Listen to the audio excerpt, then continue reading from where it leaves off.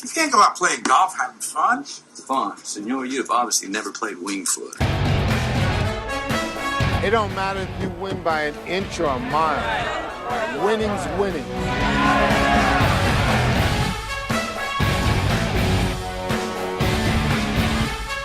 You've got to be kidding me, Vegas. On Monday night. There's my picks for this week. Now, if you want next week's picks, I can give you those by Friday. Hello, everybody, and welcome to Week 9 of the NFL Wingfoot Locks. Joe Messeri back after a week off. We'll call it my bye week. Refreshed and ready to go as we head into Week 9. And with us this week, we've got Chris Portente. Greg Coyle taking the week off. He's on the bye. All right, Chris, I'm going to start with the big elephant in the room right off the top. Last week, the Wingfoot Lock, the Carolina Panthers. What happened? Basically, Carolina gave up a 50 burger and we look stupid. That's basically what happened. But, all these numbers we give you each week, every number, every stat we went over, they all went in Carolina's direction. But you got to remember, when I give you these stats, we get 5-1-1, 6-1-1, 12-2-1. There's always that time where it doesn't hit. And this was that time. And not taking away anything from San Francisco. We didn't think they were going to be a pushover. But the numbers were really, really strong in all categories for Carolina. And it's one of those times where the numbers didn't hold true. So we got to get off the schneid. We got to get off this roller coaster as far as the Wingfoot Lock goes. And we got to get back in action here.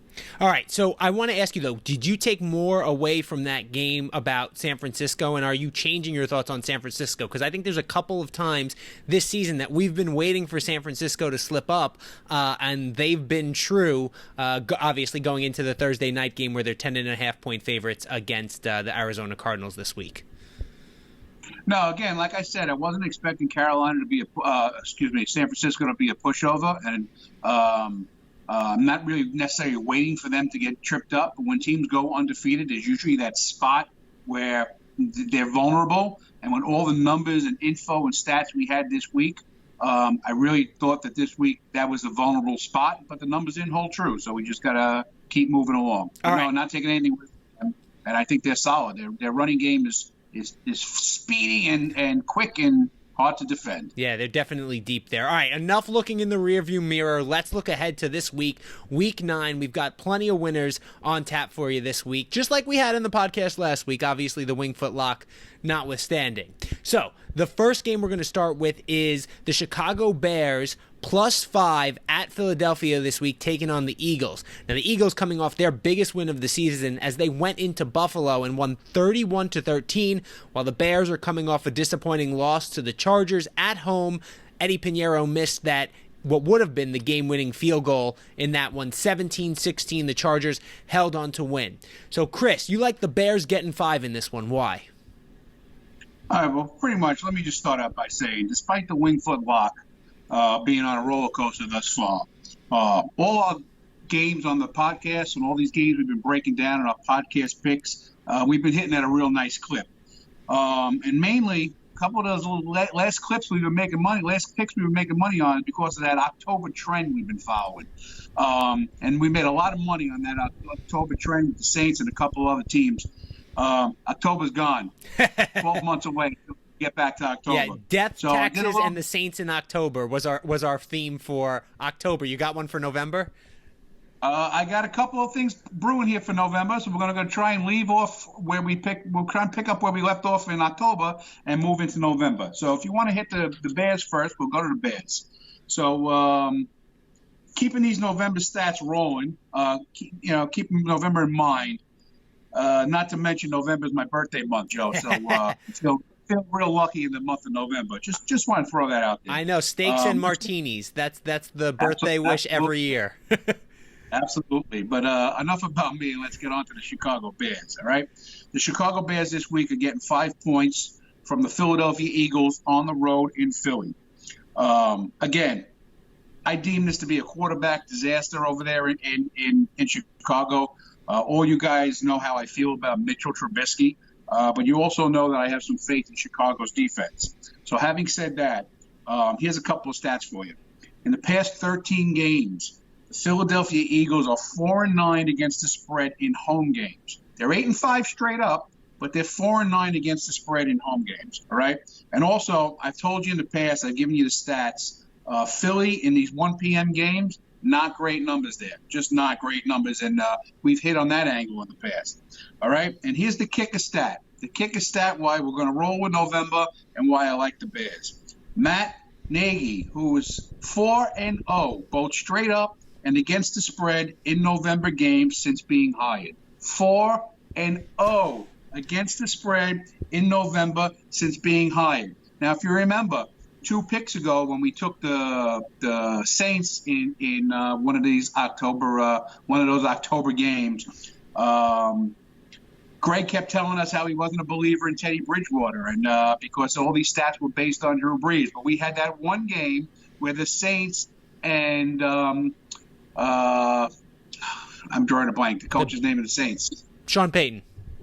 Yeah, sure, Sean Payton. The stat we went with two weeks ago was it didn't matter if it was Drew Brees or Teddy Bridgewater. The stat was for Sean Payton. He was 5-0 against the Bears in October. So now we have another similar stat with the Bears in November. Matt Nagy 4-0 in November, and we're going to ride with the Bears. So all that being said, November, the points, everything. Take the points, take the Bears, and let's get this November train moving. All right, so a couple things here. Obviously, we know you've been big on the Bears' defense this entire season. We just saw the Eagles put up 31 points against the Bills' defense that has been really solid all season. Any concern there about the Eagles' offense maybe finally putting it together? As far as the Eagles go, I honestly think the Eagles are one of these teams. I think they're one of these teams that are up and down. I think when they have success and they win, I think they get a little laid back. I think they get a little lazy, and they think it's going to come easy. And then when they have these losses, and they're talked about in the media, I think they dig deep. They come together as a team. They work a little harder during the week, and they come out with an effort. I wouldn't be surprised to see them have a little letdown this week. A little letdown versus that Bears defense can cause problems. Plus, they haven't been covering at home. They don't have great numbers at 1 p.m. And the Bears defense and these November stats that I'm going to start this trend right now, that's why I like the Bears and the points this week. All right, so how about the over-under in this one? Because if you like the Bears to cover that +5, I think you got to like them keeping it close and low scoring. I'm looking up the number right now. I think I saw it at, what was it at here, 42 earlier. What are your thoughts on that, Chris? Well, I really don't have an opinion on the over-under. I haven't dug too much into that, but just off the cuff, and I don't want to really give out uneducated guesses, but off the cuff, you got to watch when the Bears do win games, okay, and their offense does help out the defense, which I think they'll need to do this week. You're going to get that little sneaky option play, that little sneaky trick play. And the Bears are capable of scoring at any given point. So I wouldn't be surprised if it went either way. Personally, I would stay away from the total on this one. All right, and just if you are considering it, just so you know, it opened at 44, down to 42 already, and in some spots, Philly going from -5 to -4.5, so I think the early money is coming in on the Chicago Bears this week. Let's move on to the next one. We've got the Indianapolis Colts coming off a win, 15-13, thanks to the trusty leg of old reliable Adam Vinatieri against the Denver Broncos. They head to Pittsburgh, who's coming off a Monday night win against the lowly Miami Dolphins, 27-14, even though they got off to a slow start in that one with Miami jumping out early there. Right now, this line, it opened at Indy -1, down to Pick'em. Chris, you think that's a fishy line in this one? Why? I do think it's a fishy line. Based on what the Steelers have been going through all year. I know Rudolph has played decent, but it's still not Roethlisberger. They've had their ups and downs. The Colts have been playing some real good football. The Colts have some great numbers on the road so far this season. Just off the cuff, immediately seeing that, based on what I just told you, and not even really digging deep into it, just based on what I just told you, I would think the Colts should at least be a 3-point favorite. At least, if not 4. And when I see it at 1 and then I see it going down from 1 to Pick'em, it screams fishy to me. And that, in addition to the numbers that I'm about to give you, I really like the Steelers this week, Joe. Okay. Go ahead with those numbers. Yeah, here are the numbers. So first of all, we're going to go back to November. Okay, this is one of our new trends. November, out with October, in with November. We're going to get hot. So here we go. Out with the Mike pumpkins, Tomlin. in with the turkeys. Absolutely. Mike Tomlin is 8-1 straight up and 5-3-1 against the spread in his past 9 November games. Okay, 8-1 straight up, 5-3-1 against the spread, but 8-1 straight up is pretty good. Now again, I realize, like Greg would say if he was here this week, a lot of those stats are with Roethlisberger and not Rudolph and this and that. But here's another couple of stats.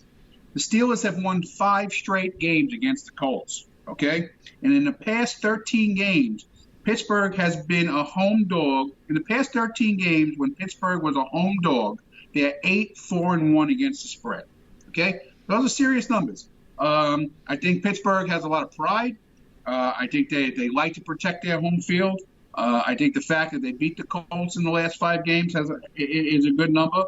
And again, I really like Tomlin, the fact that he's 8-1 straight up against 8-1 straight up in these November games, these past 9 November games. So I'm going to say a little November sprinkle. Let's take the Steelers plus the 1, and let's roll with them and roll with the November numbers. Another thing to look at, and this burned you in the past when we were looking at injury reports because you didn't listen to yourself, is T.Y. Hilton. He's questionable for this game. Obviously, he takes the top off the defenses for the Colts. Jacoby Brissett has been playing really well this season, and obviously they've been able to control the ball on the ground with Marlon Mack and that really dominant offensive line for the Colts. Should be interesting to see how they match up with Pittsburgh's defense, who's been pretty stout against the run so far this season, so definitely want to pay attention to that injury report as we get closer to Sunday here. All right, the next game. Go ahead. Real quick, Joe, as we've said, and again, I did go against myself in that game. I know the exact one you're talking about. But T.Y. Hilton not on that team, completely different team. Absolutely. It's been shown to us, it's proven to us, completely different team. I mean, listen, when you got T.Y. out there, the safeties can't cheat up, and it's tougher to load the box because he's going to take the top off and you give up a big play. And if the safeties can't creep up, then Marlon Mack and that offensive line have been able to get big chunks in the running game. It's been a formula for success, and throw in the fact that Jacoby Brissett hasn't turned the ball over this season. He's been pretty good. I think 3 interceptions so far on the year, and the Colts are where they are because of that record there, and obviously their defense has been pretty good. They squeaked out that one against Denver last week. We said that line was a little bit fishy with the Colts last week, and I think that this week this line is definitely a little fishy again as it pertains to the Colts.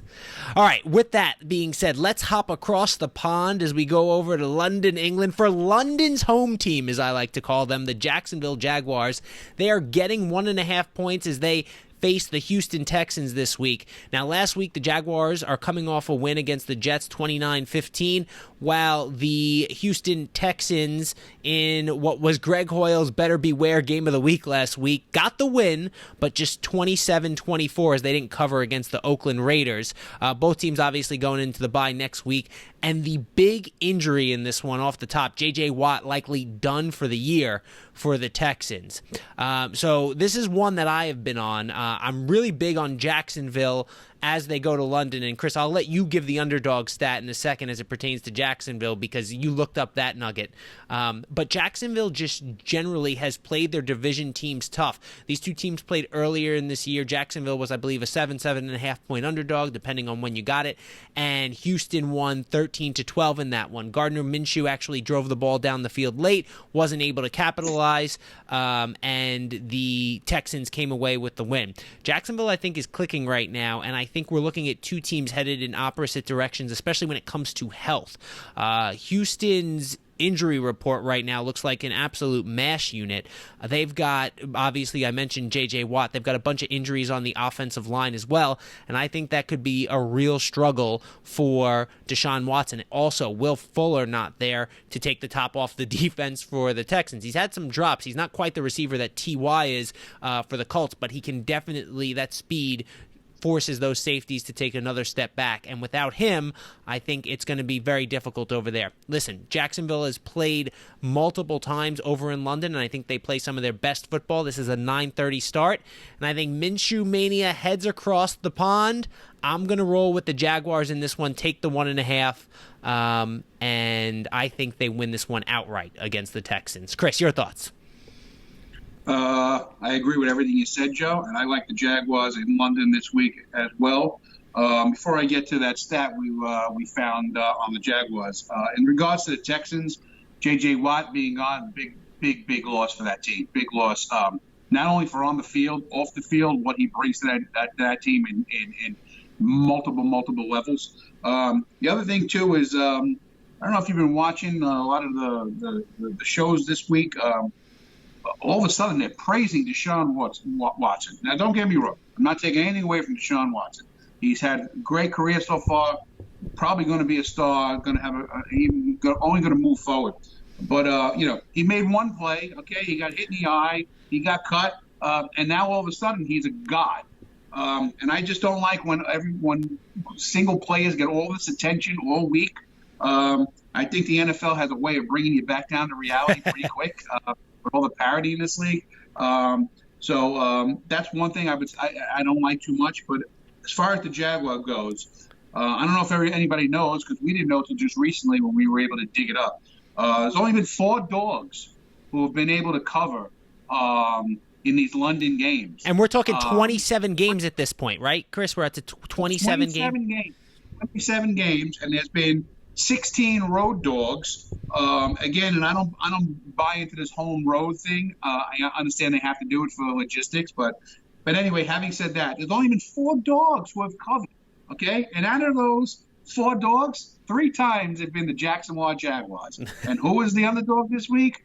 The London Jaguars. Yeah, I like it. Getting the 1.5. I like them, and I think Jacksonville's a big play this week, Joe. Yeah, and as far as all that praise for Deshaun Watson goes, I mean, I think nobody extends plays in the NFL right now like he does and Russell Wilson does, and we'll get to Seattle in a minute. But the thing that I've noticed about both of those quarterbacks, it's a good thing that they can run because they have needed to run. Both of those offensive lines have really struggled. They've allowed a ton of pressure. So, yeah, he might have escaped that, but I look at the fact that he should have been sacked in the backfield on that play that he ended up throwing the winning touchdown on and getting kicked in the face. The fact that he got out of that, I think that we still see defenders sometimes a little bit scared to tackle the quarterback because they don't want that 15-yard penalty.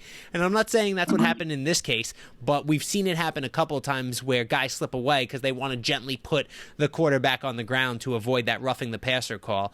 And I think that he and Russell Wilson, with their escapability, with their strength and athleticism, are the guys who have benefited from that most. I think that goes out the window in a division game where you got the Jaguars and Texans taking on each other. And look, the Jaguars are 4-4. This division is still up for grabs. And if you're talking Indy losing this week, I mean, that division is absolutely wide open, the AFC South, as it usually is. So I expect a real close one here, and I think that the Jags will pull it out.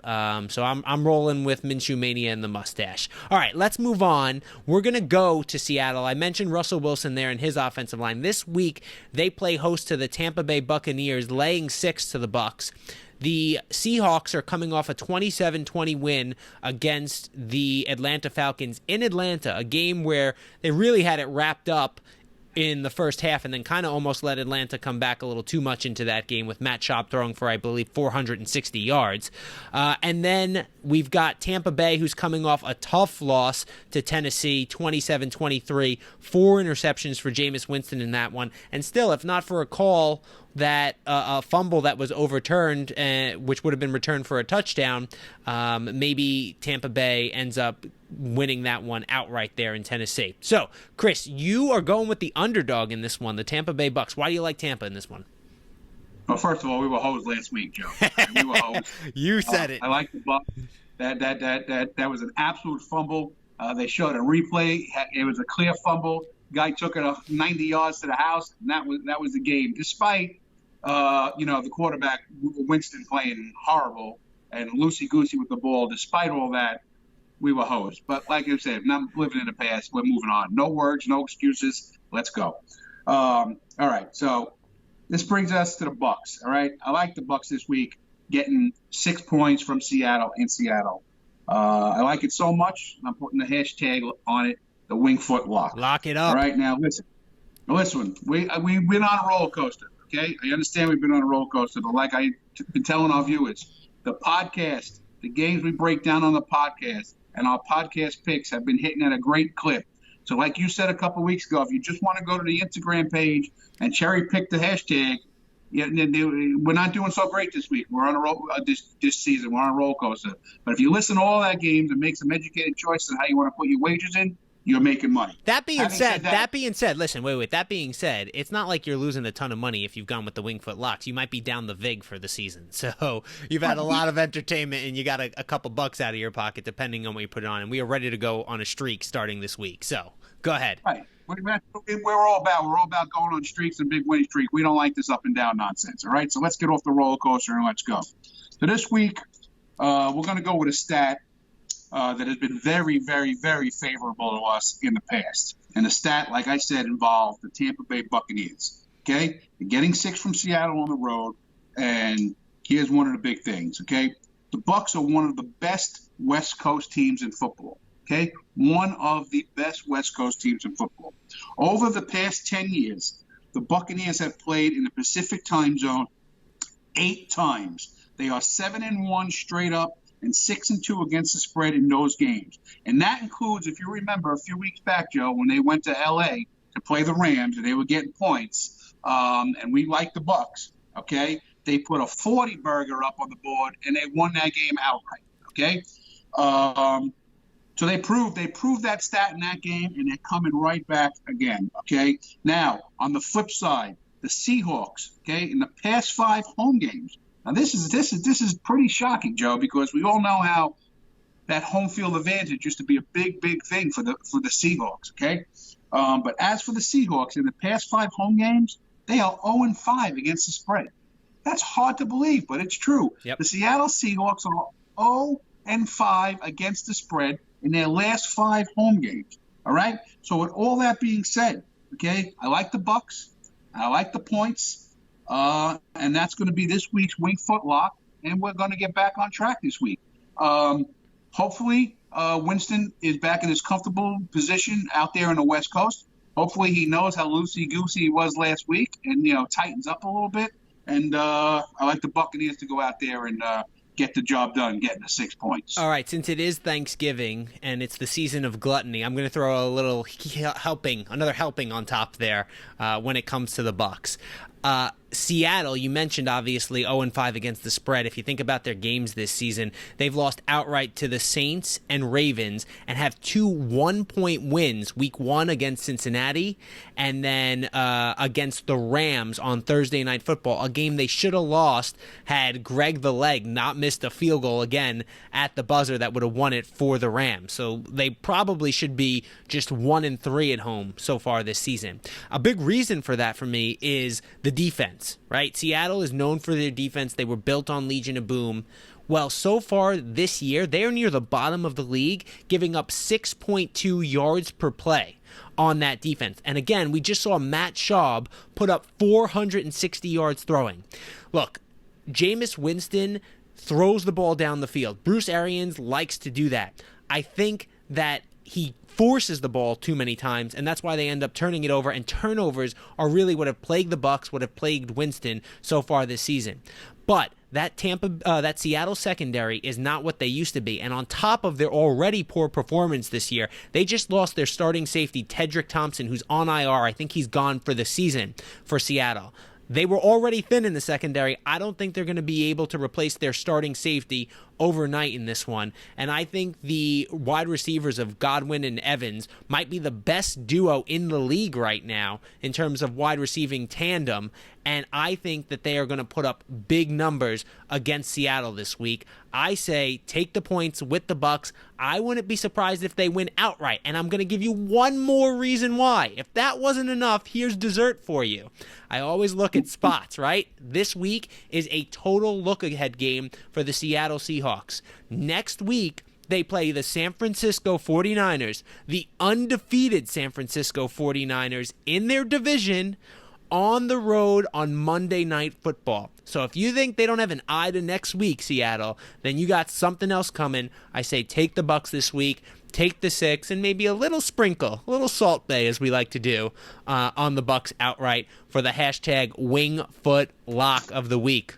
Yep. Told you here first. We are recording on Thursday afternoon, folks. Get it, because that line is going to go, I think, a little crazy here. I'm going to get it at 6. If it hits 7, I'll probably jump on it again because I think Seattle's going to be a big public play.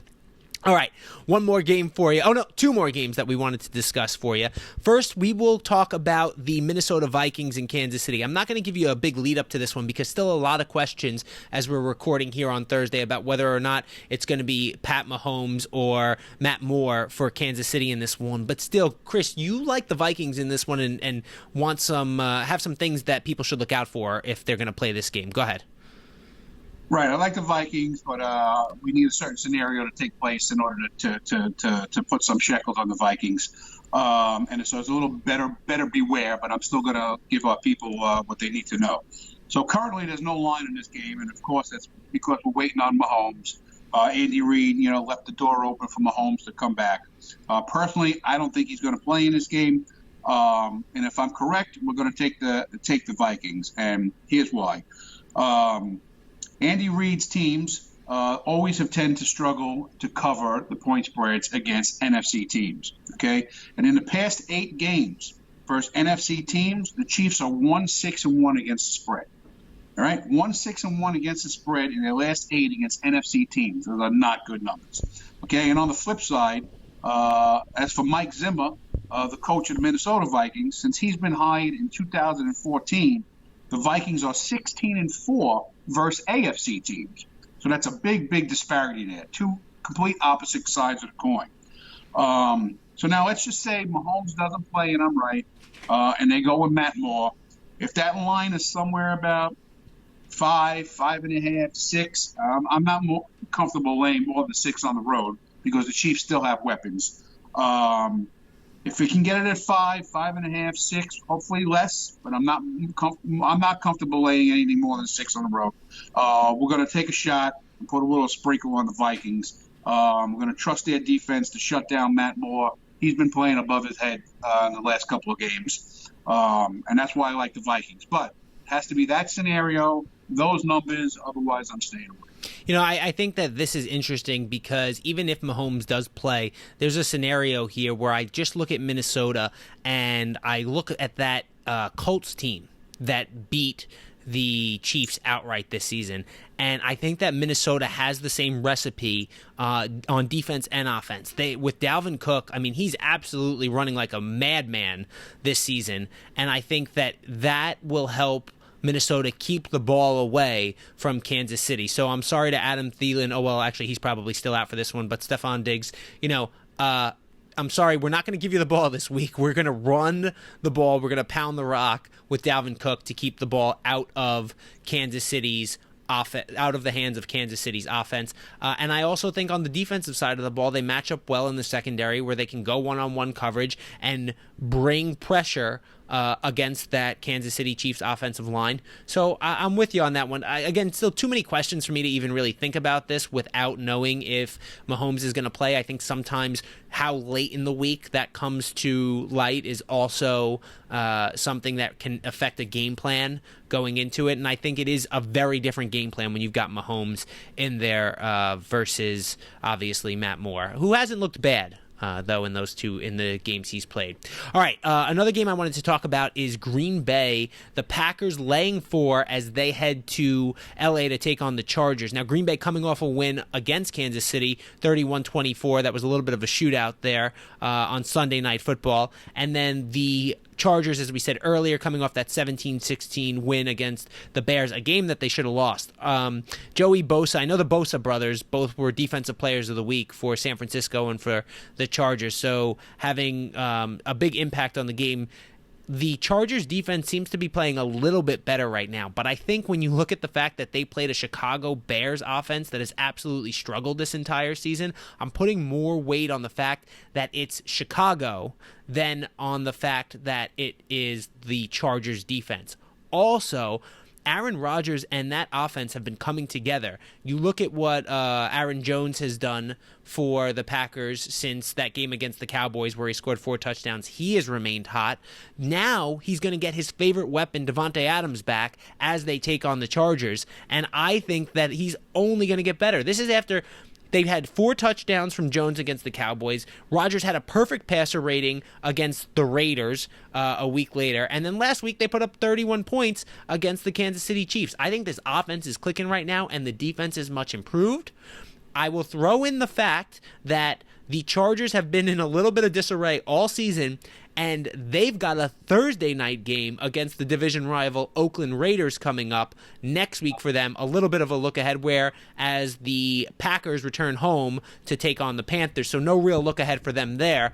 I think this is another good spot for Green Bay right now. I say lay the 4 and take the Packers this week. What do you think, Chris? I agree totally. The Chargers are chumps. All right, that's it. Bottom line, the Chargers are chumps. I can't keep telling you how I feel about the Chargers. And again, yes, Rodgers is still Rodgers. The offense is starting to come together there. Devontae Adams coming back this week, right, Joe? Yes. Okay, that's a big plus, huge plus. And I think if there's any weakness on Green Bay right now, it's their defense. They've been giving up a lot of points, a lot of yardage. But again, I don't think that's going to matter against the Chargers because I'm not sold on them, and I don't see them moving the ball up and down the field.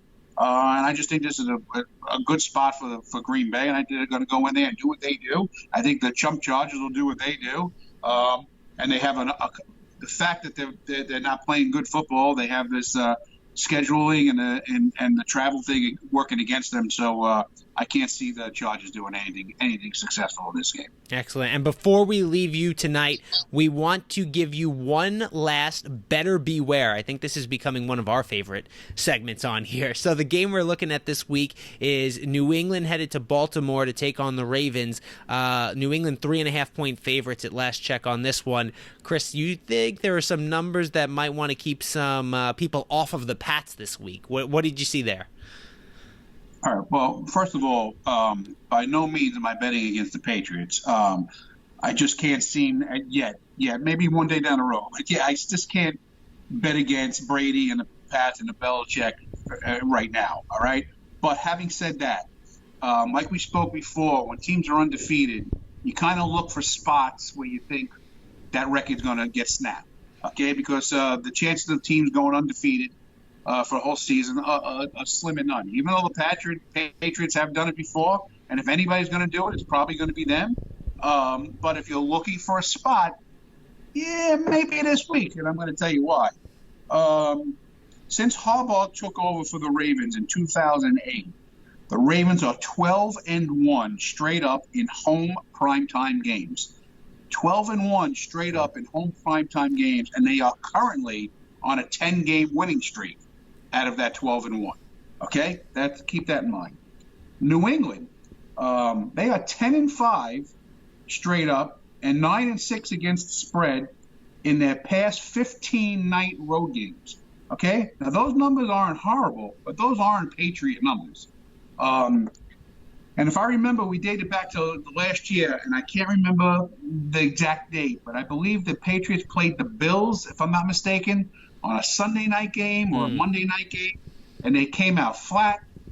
They just didn't look so great, and for some reason that game is sticking out in my mind as I read the stats. I remember it. It was a Monday night game against the Bills. The Patriots still ended up covering in that one, I believe, on a Stephon Gilmore 86-yard touchdown return late in the fourth quarter that got them their cover.